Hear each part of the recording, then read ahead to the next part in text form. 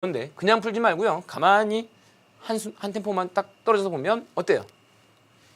11번째, 21번째 합, 11번째, 21번째 차예요. 이 두 개 연립 금방 하잖아요. 그쵸?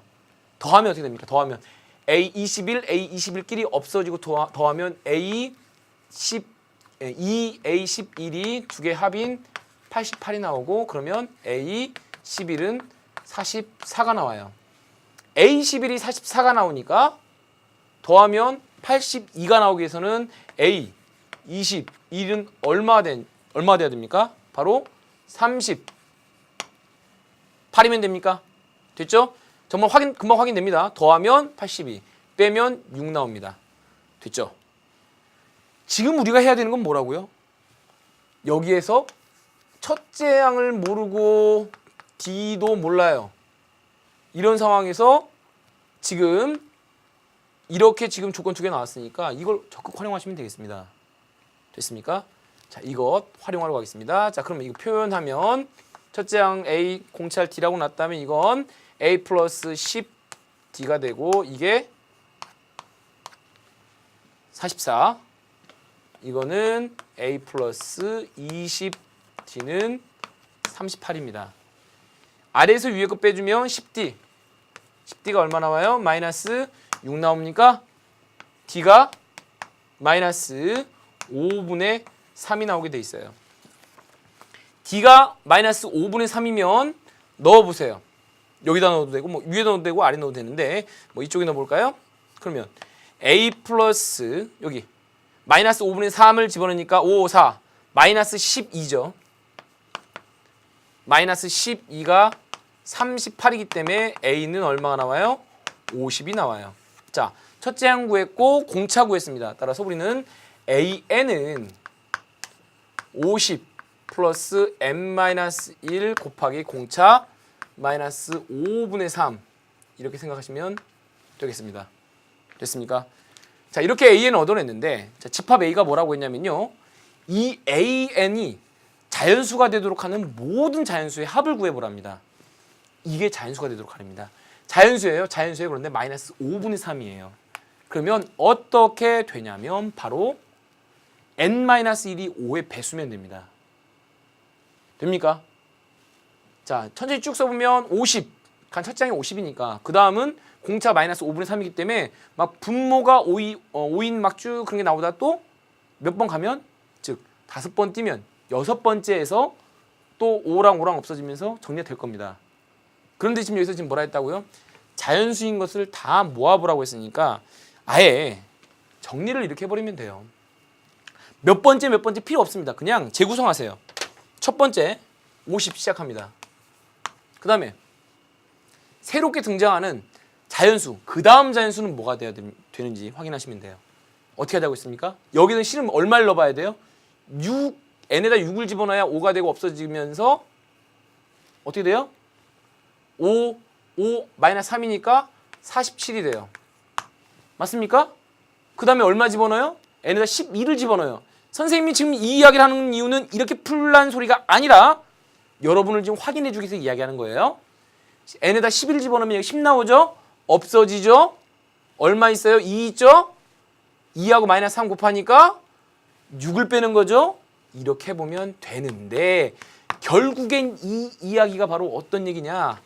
50부터 시작을 해서 마이너스 3 이렇게 하라는 소리입니다. 됐습니까? 자, 이렇게 가면 마지막 수가 어떤 수가 나와야 돼요? 마이너스 3씩 하면 나중에 마이너스 48을 뺀 것 같은 게 돼서 마지막 자연수는 2가 됩니다. 됐어요? 여기에 있는 2 어떻게 나오는지. 자, 이게 여러분이 이걸 다 더하라고 하니까 첫 번째 항 구했고 끝 항 구했어요. 그럼 뭐만 알면 됩니까? 이게 몇 번째 항인지만 알면 돼요. 그렇죠? 여기에서. 자, 이렇게 쓰면 되죠? 이건 50 곱하기 이게 수열 AN에서 몇 번째인지는 실은 관심 없다고요. 다시 재구성한 AN이 자연수만 나오게 하는 걸 쭉 다시 뽑아놔서 이렇게 수열을 쭉 깔았을 때 얘가 몇 번째인지만 확인하면 돼요. 얘는 50 플러스 지금 여기 있는 값이 48이니까 지금 49 마이너스 1 곱하기 아니죠. 17 마이너스 1 곱하기 마이너스 3 이렇게 됐을 거란 말이죠. 맞습니까? 즉 이게 몇 번째 항?